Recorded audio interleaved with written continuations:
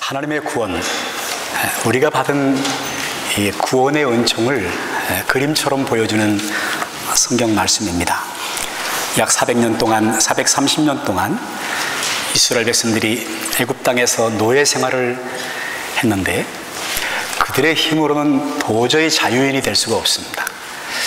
노예처럼 살아가는 그들이 자유인이 되어서 이 소중한 자유를 가지고 새로운 이야기를 써가는 말씀, 오늘 예수 믿고 우리가 새로운 삶의 이야기를 기록해 가는 것처럼 이전의 삶의 이야기가 있었지만 예수님이 우리 삶 가운데 들어온 이후에 새롭게 쓰여지는 삶의 이야기들, 그런 스토리들, 우리 가정이 예수님 안에서 새롭게 이야기를 써내려가는 그런 모습들, 출애굽기 성경은 이 말씀을 그림처럼 우리에게 보여주는 말씀입니다.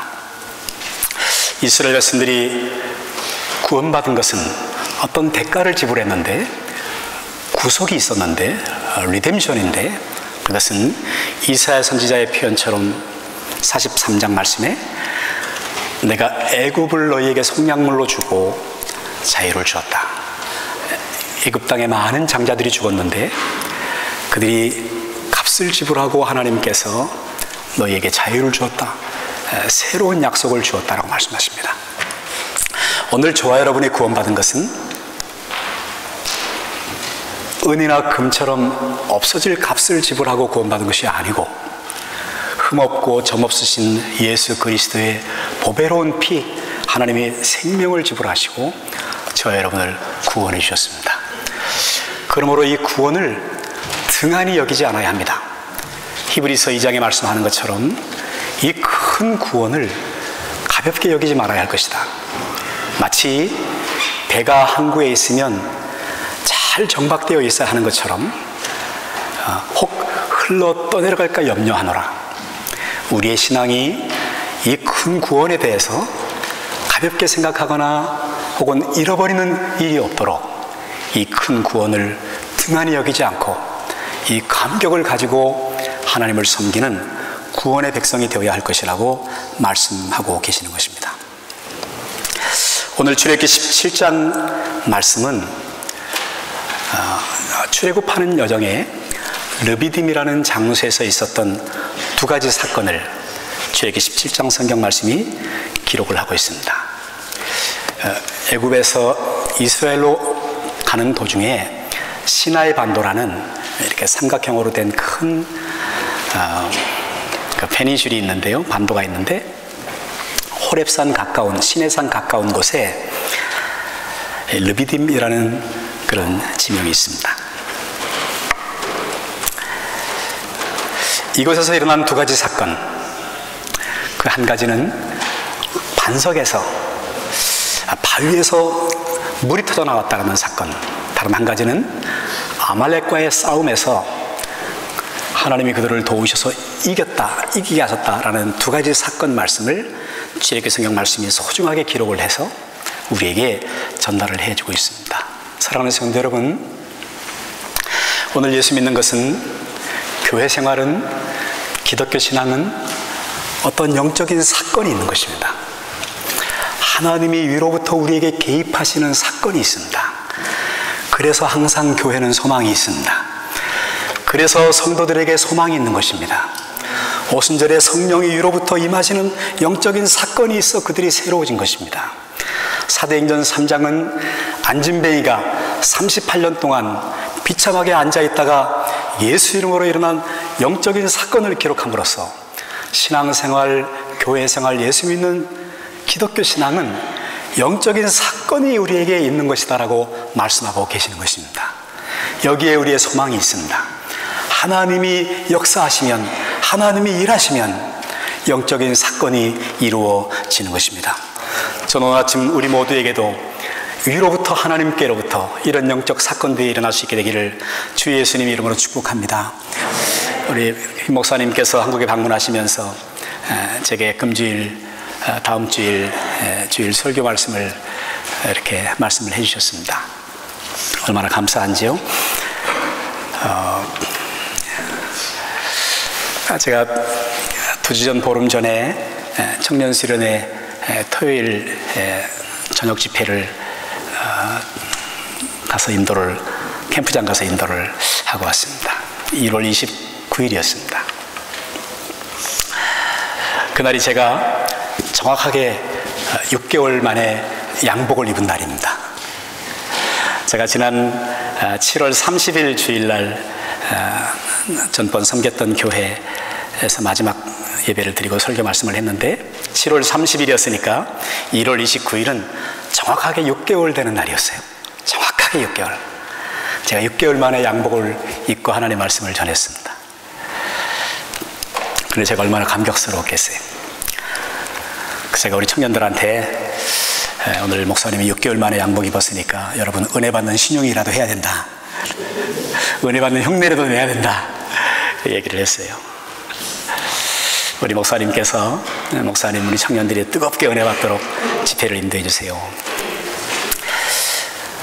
한 4일 전에 제가 꿈을 꾸었는데요. 꿈에 제가 청년 수련회에 참석을 하기 위해서 어떤 집회장애를 갔어요. 연합교회 청년 수련회예요. 근데 꿈에 제가 우리 청년들을 안수하는 거예요. 막 꿈에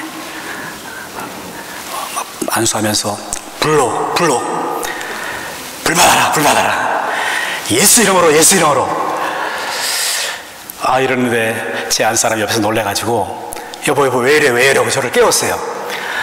제가 아니 안수하고 있는데 그냥 둬야지 깨우면 어떡하냐고 당신이 알아서 책임지라고.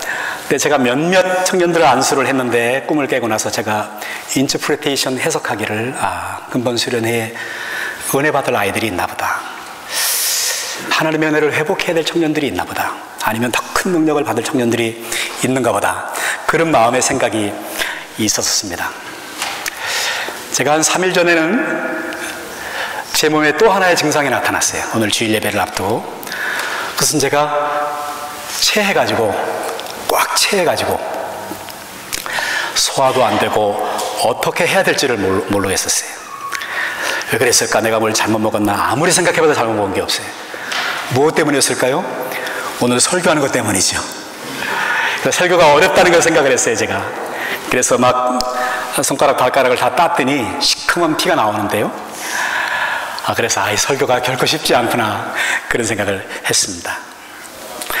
근데 오늘 하나님께서 함께 하셔서 우리 모두에게 은혜되는 시간 되기를 주 예수님 이름으로 축복합니다. 설교자의 특권이 있죠. 하나님이 세우셨다는 특권, 하나님이 함께 하신다라는 그런 특권입니다. 그런 사인이 있습니다. 표적이 있습니다. 오늘 이 하나님 말씀을 듣고 회개하고 예수 믿어 영혼의 구원을 받는 사람이 있다면, 말씀을 듣는 중에 기도 응답받고 치료받는 그런 역사가 일어난다면, 또는 사람이 참 변하기가 어려운 존재인데 말씀을 듣는 중에 성령이 역사하셔서 변화의 역사가 나타난다면, 이것은 무엇과도 바꿀 수 없는 소중한 설교자의 특권이라고 믿습니다. 그래서 오늘 하나님 말씀을 전하면서 제 마음속에 말씀을 준비하면서 금주일과 다음 주일에 출애굽기 17장에 있는 말씀을 두 번에 나누어서 오늘 반석에서 물이 나온 이 스프링 워터, 솟아나온 물이 나온 이 말씀, 그리고 다음 주일에 아말렉과의 영적 싸움에서 승리한 이 사건, 두 가지를 두 주일 동안 전하면 좋겠다라는 그런 마음의 생각이 들어졌습니다.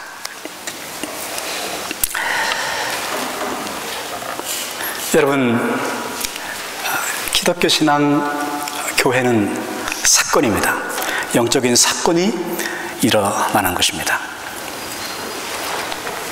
오늘 이 르비딤에서, 이것은 광야인데 반석에서 물이 강물처럼 흘러나왔습니다. 시편 말씀 105편 4절 말씀에는 이 감격을 기록하면서 하나님이 반석을 여신즉 물이 흘러나와 마른 땅에 강같이 흘렀으니 라고 기록을 해주고 있습니다. 반석에서 물이 흘러나와서 강같이 흘러 그들이 만족스럽게 되었다 하는 말씀인 것입니다. 그들의 커뮤니티가 물을 흡족하게 마시고 그들의 짐승들, 그들의 비즈니스가 풍요로워지는 그런 역사가 나타났습니다. 여러분, 양떼들은 물을 먹는데 이슬을 물로 섭취하기도 합니다. 근데 만족스럽지 않죠. 혹은 우물을 찾아서, 오아시스를 찾아서 거기서 물을 마십니다. 만족스럽지 않습니다. 성경에 보면 우물에서 물 깃다가 많은 다툼이 일어난 것을 보게 되는데 그것은 만족스럽지 않았다라는 말이에요.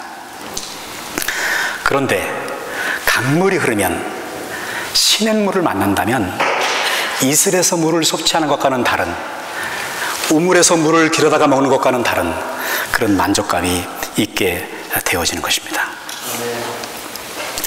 여러분, 저는 우리 10년 가운데 또 우리 교회 가운데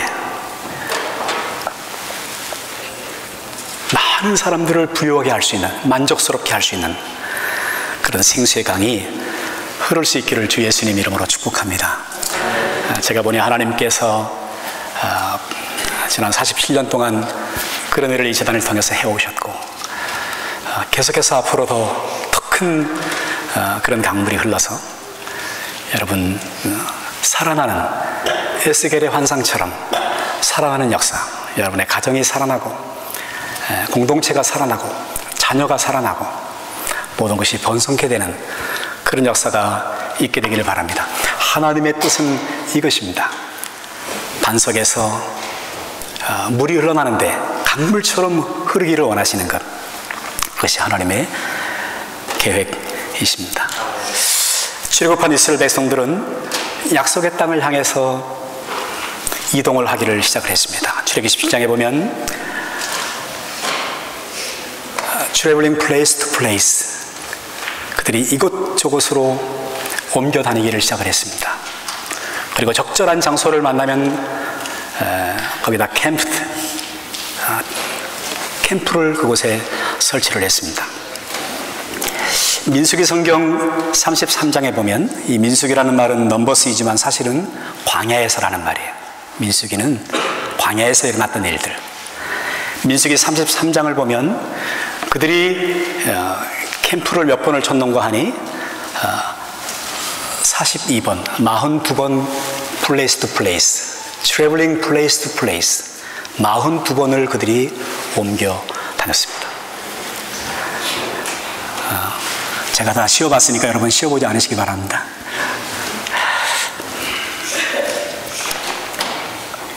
(40년) 동안 42번을 옮겨 다녔습니다. 그들이 옮겨 다녔던 장소는 광야입니다. 거기서 옮겨 다녔습니다. 저도 가만히 카운트를 해보니까 여러분의 삶 가운데 카운트 해봐야 되는 일들이 많이 있습니다. Count them one by one. 받은 복을 세워보아라. Name them one by one. 하나님이 하신 일들을 하나하나 생각해보아라. 하나하나 헤어보아라. 받은 복을 내가 알리라. 여러분, 기대감을 가지고 place to place 이동을 하는 것입니다. 그리고 적절한 장소를 만나면 여러분이 그곳에 삶의 거주지를 정하게 되어지는 것입니다. 그들이 르비딤에 캠프를 쳤을 때에 기대감이 있었습니다. 그것은 광야에서 물이 풍족하게 있을 것이라는 그런 기대감입니다. 이 광야하고 사막은 그냥 형제가 아닙니다. 비가 조금 더 오면 광야이고 비가 조금 더 들어오면 사막인데, 아무튼 사람이 살 수 없는 땅이 바로 광야인 것입니다. 그런데 그곳에도 물을 공급하면 식물이 나오고 열매가 맺는 역사가 나타나게 되어집니다. 여러분, 이 신앙의 high experience, 우리 심령의 은혜 생활을 누려야 합니다. 그러면 여러분, 사랑하는 역사가 나타나게 될 줄로 믿습니다. 나를 떠나서는 너희가 아무것도 할 수 없음이라 주님 말씀하셨습니다. 이 abiding faith, 항상 주님에게 있는 은혜 생활, 이 은혜 생활이 중요합니다. 그러면 사는 역사, 살리는 역사가 나타납니다. 그런가 하면 과거의 은혜 생활을 잘했다 할지라도 오늘 우리 심령의 은혜가 떨어지면 곧 광야와 같이 사람이 살 수 없는 곳, 식물을 자라나게 할 수 없어요. 이 열매는 다른 사람의 기쁨을 위한 것인데 기쁨을 주지 못하는 그런 드라이한 인생으로 메말라 버릴 수도 있어서, 여러분, 우리가 은혜 생활하는 것, 우리 심령의 성령의 생수가 흐르도록 하는 것, 이것은 무엇보다도 중요한 일이다 하는 말씀인 것입니다. 르비딤은 회복이라는 이름의 땅입니다. 르비딤은 회복이라는 이름의 땅입니다. 저는 오늘 우리 몬치를 하는 소중한 연합교회가 회복이 일어나는, 하나님의 회복이, 영적 회복이 일어나는 그런 장소가 될 수 있기를 주 예수님 이름으로 축복합니다. 여러분, 광야에서 하나님의 회복이 있습니다. 광야란 아주 불안정한 곳이에요. 이 컨피던스가 없는 곳이에요. 광야는 또 내일이 없는 곳이, 장래가 없는 곳이 광야입니다. 안정감이 없어요. 광야는 장래를 생각해도 장래가 소망이 없고, 그리고 지금도 안정감이 없는 것이 바로 광야입니다. 그렇기 때문에 광야에서는 다툼이 일어나기가 쉽습니다. 원망이 일어나기가 쉽습니다. 여러분, 이곳에서 일어난 백성들의 태도를 보세요. 원망하고 다투고 재판하고 누가 옳으냐를 가리고 하는 그런 영적인 태도를 보였어요. 그런데 모세는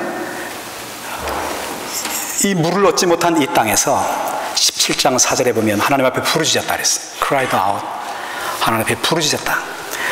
민수기 성경 말씀에는 이 말씀을 똑같이 기록하면서 모세가 회막문 앞에 가서 여호와 앞에 펠다운 엎드렸다. 모세는 하나님 앞에 기도하였고, 모세는 이 광야 환경에서 하나님 앞에 엎드렸다는 것이, 그곳에 하나님이 역사하셨습니다. 우리 모두는 모세로부터 영적인 태도들을 배울 수 있기를 주의 이름으로 축복합니다. 가정의 어려움이 다가왔을 때, 혹은 공동체의 교회 가운데 위기가 다가왔을 때, 무언가 안정감이 없을 때, 여러분, 그때 우리가 하나님 앞에 엎드린다면 하나님은 답을 주실 수 있는 분이십니다. 넉넉하게 하나님은 은혜를 베풀어 주시는 분이십니다. 제가 오래전 신학생 때에 제 목교회가 큰 어려움을 당한 적이 있었습니다. 위기를 만났습니다. 학생 수련회에서 어려움이 발생했는데 누구 책임인가? 아주 어려움이 다가왔어요. 교회가 새롭게 시작이 되었고, 하나님의 부흥을 경험하던 때에 다가온 위기는 아주 교회를 위태롭게 하는 그런 지경에 빠졌었습니다. 이걸 누가 책임져야 할 것인가? 이거 누가 책임지고 이 사건을 수습해야 될 것인가? 모두 다 재판관의 입장이 되기 쉬웠을 때에 장로님들과 교회 중직자들이 이것은 우리가 하나님 앞에 엎드려야 되는 일이다. 그리고 40일을 작정하고 여름이니까 교회에서 잠을 자면서 하나님 앞에 시간이 되는 대로 엎드려서 기도했어요. 그럴 때 하나님이 이 위기를 지나가게 하시는데, 변하게 하시는데, 여러분, 교회는 그 일로 인해서 다시 한번 성령의 역사가 일어나고 부흥이 되고, 또 교회가 새롭게 건축하는 데까지 역사가 일어나게 된 줄로 믿습니다. 정말 모세의 영적 태도를 배워야 하는 것입니다. 이스라엘 백성들은 광야에서 여기에까지 그들의 질문이 나아갔습니다. 하나님이 과연 여기 계신가? 아닌가? 우리를 광야에 하나님 인도해 내셔놓고 하나님이 과연 우리와 함께 계시는가? 그럼 아니면 하나님 우리와 함께 계시지 아니하시는가? 이것은 중대한 질문에 해당하는 질문인 것입니다. 하나님이 우리와 함께 하십니다. 예수님께서는 마태복음 6장 33절 말씀에, 그러면 너희에게 말하여 이르기를 무엇을 먹을까 마실까 염려하지 마라. 이는 이방인들이 구하는 것이다. 하늘아버지께서는 너희 쓸 것을 아신다. 너희는 먼저 그의 나라와 그 의를 구하라. 그러면 이 모든 것을 너희에게 더하시리라. 이 모든 것을 너희에게 더하신다는 약속 때문에 하나님 나라와 의를 먼저 구하는 그런 수준이 아니라, 우리의 환경이 어려움에도 불구하고 하나님 나라와 의를 구하는 삶의 수준을 하나님 백성들은 가지고 있어야 된다. 그것이 항상 우리의 우선순위에, 프라이어리티에, 윗순위에, 높은 순위에 항상 있어야 한다. 너무 어렵거나 힘들면 의식주의 문제, 무엇을 먹을까 마실까, 어떻게 비즈니스를 해야 하나 라는 부분이 우리의 우선순위의 윗부분에 올라설 수 있는데, 이것은 이방인들이 하는 것이고 하나님을 모르는 사람들이 하는 것이고, 하늘 아버지를 섬기는 우리 하나님 백성들은 우선순위가 하나님 나라와 의를 구하는 데 있어야 한다. 왜냐하면 하나님이 모든 것을 아시고 계시기 때문이다. 하나님이 우리와 함께 하신다라고 말씀하십니다. 저는 개인적으로 예레미야에 있는 3장 22절에 있는 말씀을 매우 좋아하는데요. 그 말씀에 보면 하나님의 은혜는, 그 자비와 은총은 무궁하시다, 무한하시다. 그 은혜는 우리에게 아침마다 새롭다, 날마다 새롭습니다 라는 고백이 그것에 나와 있습니다. 아침마다 하나님의 은혜가 새롭습니다. 여러분, 하나님은 세밀하게 우리를 아십니다. 우리가 어떤 문제의 양을 가지고 있으면 그 문제를 지탱할 수 있는 은혜도 하나님은 세밀하게 조절하셔서 그 은혜를 공급해 주시는 분이십니다. 여러분 기억해 보십시오. 우리에게 어려움이 다가왔을 때 하나님은 날마다 아침마다 새로운 은혜, 그날의 은혜를 주셔서 그 어려운 일들을 지나갈 수 있도록, 겪어낼 수 있도록, 감당할 수 있도록 은총을 허락을 해 주셨습니다. 이것이 날마다 새롭습니다. 아침마다 새롭습니다. 감당할 몫과 그것을 감당할 수 있는 은혜가, 하나님은 그 은혜를 동일하게 허락을 해 주십니다. 부족하지 않게. 그리고 우리가 너무 감당할 수 없을 때에는 하나님께서 감당치 못할 시험은 우리에게 허락치 아니하시고, 또 그것을 너무 감당치 못할 때에는 피할 길을 열어주시느니라. 할렐루야. 아침마다 새로운 하나님의 은혜, 아침마다 날마다 새롭게 하시는 하나님의 은혜. 여러분, 하나님은 우리와 함께 하십니다. 비록 나이가 많을지라도 하나님은 우리와 함께 하시겠다고 말씀하십니다. 이사야 46장 3절 4절에 보면 우리의 어린 때로부터 우리가 나이가 많이 들어서 백발이 될 때에도 하나님은 우리와 함께 하신다라고 말씀하고 계십니다. 내가 과연 중요한 사람인가? 라는 그런 삶의 무의미를 가지고 있을 수도 있습니다. 리타이어 하고 나면 나는 과연 중요한 사람인가? 내게 무슨 의미가 있는가? 내가 감당해야 될 몫이 있는가? 이런 삶의 무의미가 다가올 수도 있습니다. 근데 이 부분은 젊은 사람들에게도 있을 수 있습니다. 청년에게도 삶의 무의미가 다가올 수 있습니다. 그런데 하나님은 약속하십니다. 너희 수고가 주 안에서 헛되지 않은 줄 알미니라. 같이 한번 하실까요? 너희 수고가 주 안에서 헛되지 않은 줄 알미니라. 그러므로 사랑하는 형제들아, 견고하며 흔들리지 말며 주의 일에 더욱 힘쓰는 자들이 되라. 이는 너희 수고가 주 안에서 헛되지 않은 줄을 알미니라. 지난 시간을 되돌아보며 아쉬움이 느껴질 때 너희 수고가 주 안에서 헛되지 않은 줄을 알미니라. 삶의 무의미가 느껴질 때 그러므로 사랑하는 형제들아, 견고하며 흔들리지 말며 주의 일에 더욱 힘쓰는 자들이 되라. 이는 너희 수고가 주 안에서 헛되지 않은 줄을 알미니라.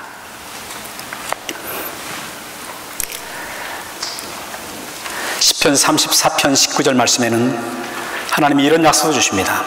의인은 고난이 많으나 그 고난에서 하나님이 건지시느니라.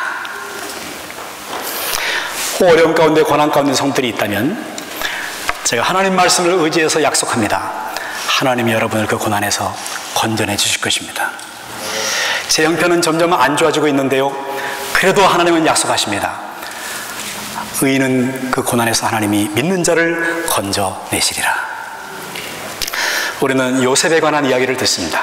여러분, 요셉의 형편이 좋지 않았습니다.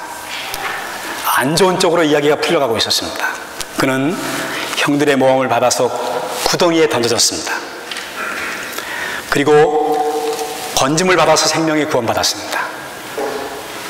그런데 다음 순간 형편이 더 나빠졌습니다. 노예로 팔려갔습니다. 이 그래프로 따지자면 점점점 하향 그래프를 그리면서 떨어지고 있는 것이에요. 그가 보디발의 가정에서 열심히 성실하게 해서 가정의 총무가 되었을 때, 이제는 됐다 할 때, 그는 또다시 정치범 수용소에 기약 없이 들어가게 되었습니다. 형편이 더 나빠진 것입니다. 고난이 그에게 계속해서 다가오고 있었던 것이에요. 그는 감옥 속에서도 최선을 다했습니다. 여러분, 이 포지션을 생각하는 사람은 썩습니다. 추해집니다. 그런데 요셉은 포션을 생각했어요. 그의 위치와 상관없이 나의 몫이 무엇인가? 보디발의 가정의 노예가 되었다는 것, 이것은 그의 포지션이 형편없어진 것을 말하는 것이에요. 그러나 그는 포션, 그의 몫에 최선을 다했더니 가정 총무가 되었습니다. 그가 감옥에 들어갔을 때 그는 비참한 포지션이 되었습니다. 그러나 그는 그의 몫에 성실을 다했습니다. 충성을 다했습니다. 자선에 최선을 다했습니다. 그러자 그는 감옥 안에서 영향력 있는 사람이 되어졌어요. 감옥의 분위기가, 이 아트모스피어가 밝아지기 시작하고 뭔가 희망이 생겨났습니다. 그런데 여러분, 한 번 더 그의 형편이 나빠졌어요. 그것은 요셉의 꿈 해몽을 받았던 그 술 맡은 관원이 풀려났는데, 그 술 맡은 관원은 유일한 희망입니다. 요셉을 기억해 줄 수 있는 유일한 희망인데, 그도 요셉을 나가서 잊어버렸습니다. 자꾸만 형편이 고난스러운 쪽으로 가고 있었지만, 하나님은 의인을 그 고난에서 건져내시나이다. 하나님 말씀을 의지해서 약속합니다. 하나님이 여러분을 건져내실 것입니다. 하나님은 과연 우리와 함께 하시는 하나님이십니다. 여러분, 내일 내가 내 신앙을 지킬 수 있을까? 내일 아침 눈을 떴을 때도 여전히 내가 내 사랑하는 예수님을 사랑하는 신앙을 지킬 수 있을까? 오늘 빌립보서 1장 말씀에는 이렇게 기록합니다. 너희 안에 착한 일을 시작하시니가 그리스도 예수의 날까지 너희를 지키시리라 말씀하십니다. 여러분, 내일 아침 눈을 떴을 때 우리가 신앙을 지킬 수 있을 것이라고, 믿음을 지킬 수 있을 것이라고, 내 자유의지로 신앙을 지킬 수 있을 것이라고 확신할 수 있습니까? 그런데 여러분, 하나님이 여러분을 지켜주실 것입니다. 하나님은 과연 우리와 함께 하십니다. 이것은 우리의 미래를 결정짓는 매우 중요한 요소인 것입니다. 하나님은 우리와 구체적으로 함께하고 계시다 하는 사실인 것입니다. 이 확신이 없으면, 하나님이 과연 여기 계신가 안 계신가라는 질문이 들어오기 시작하면, 의심이 들어오기 시작하면, 우리는 여러분 원망하고 하나님을 시험하고, 그리고 세상을 향해서 따라가는 그런 인생이 될 것이기 때문에 그런 것입니다. 여러분, 하나님은 광야에 한 반석을 두셨습니다. 복음입니다. 이 광야에 우리의 삶 가운데 복음이 있습니다. 반석에서 물이 나왔습니다. 여러분, 하나님께서 예수 그리스도를 광야와 같은 이 땅에 보내셨습니다. 이 광야에 복음이 있는 것입니다. 예수 그리스도께서 이 광야에 함께 계시는 것입니다.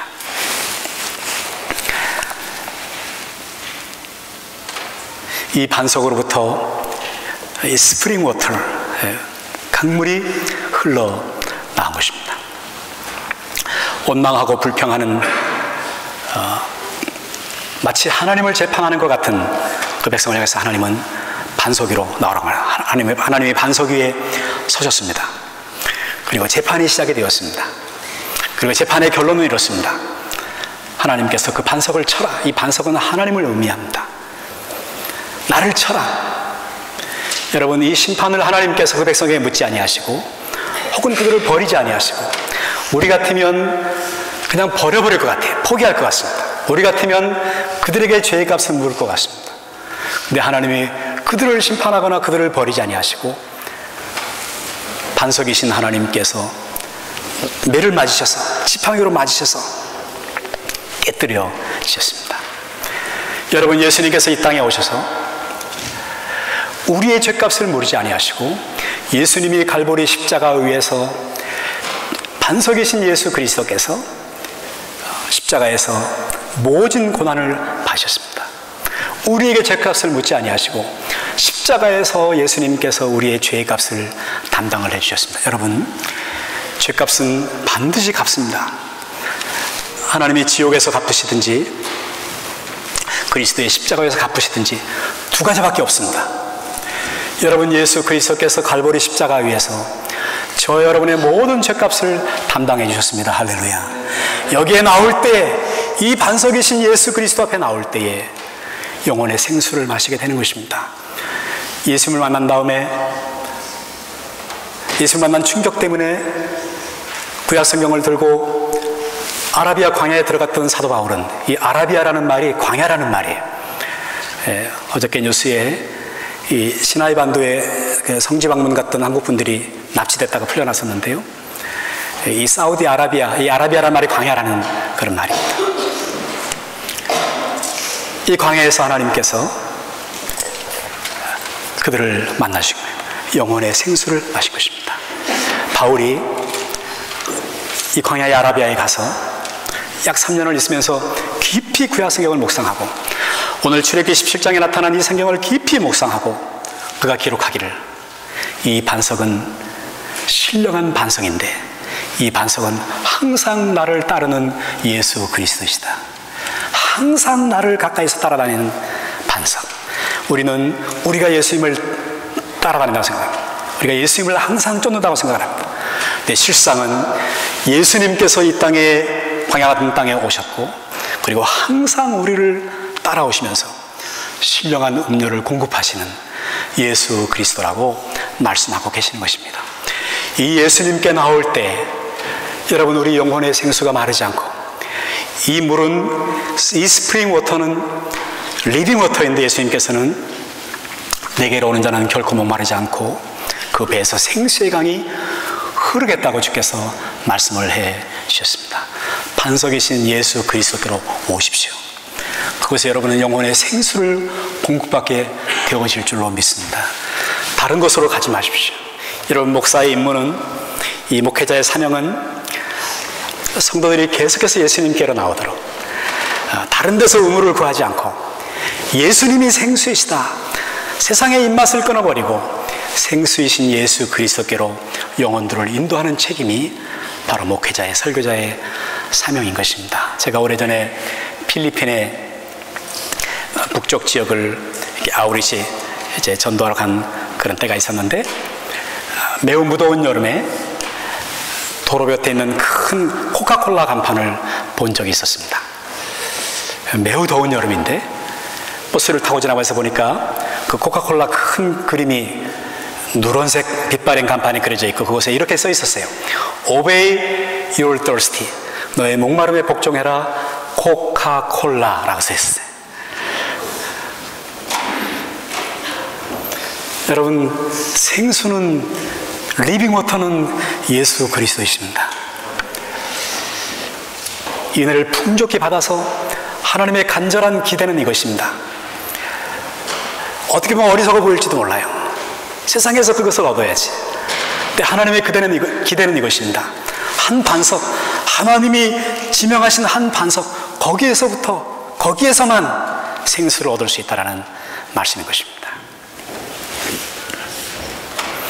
여러분, 예수 그리스도께서 십자가에서 모진 고난을 받으시고 물과 피를 다 쏟아졌습니다. 요한복음 19장 20절에 한 군병이, 로마 군병이 예수님의 옆구리를 창으로 찌르매 곧 피와 물이 흘러나오더라. 예수님이 채찍에 맞으셨습니다. 깨뜨려지셨습니다.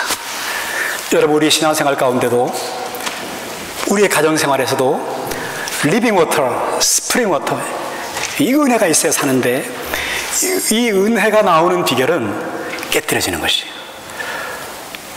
오늘 그리스도의 위기는 무엇입니까? 생수가 있어야 하는데, 흘러야 되는데 왜 흐르지를 않습니까? 그것은 깨뜨리지 않아서 그렇습니다.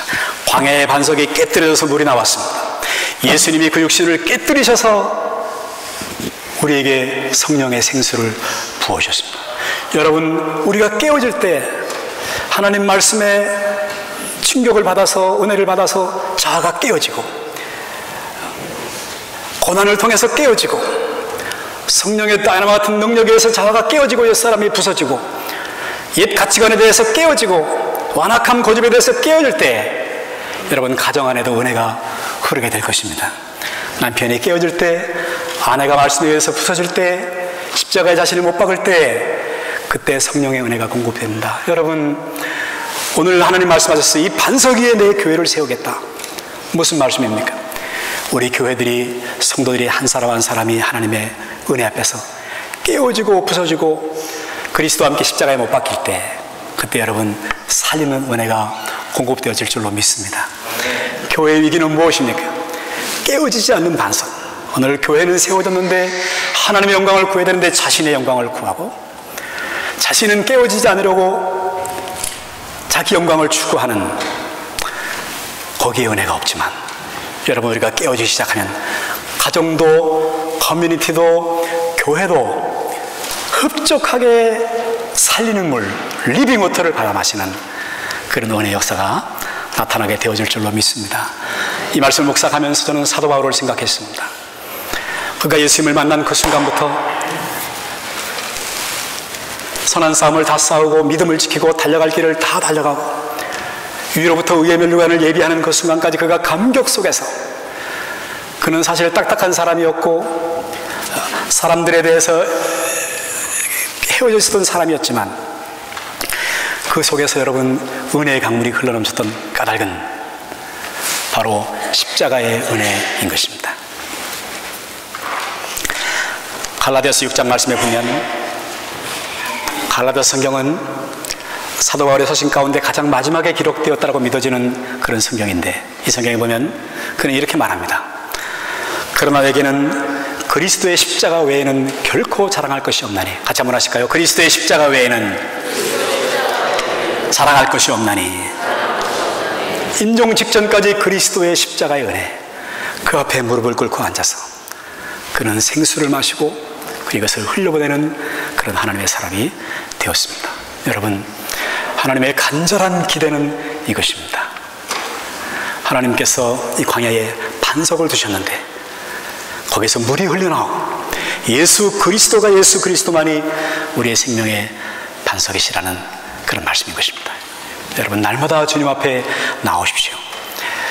빈부나 귀천이 차별 없이 다 와서 마시고 누리는 그런 은혜의 역사가 나타나게 될 줄로 믿습니다. 기도하겠습니다.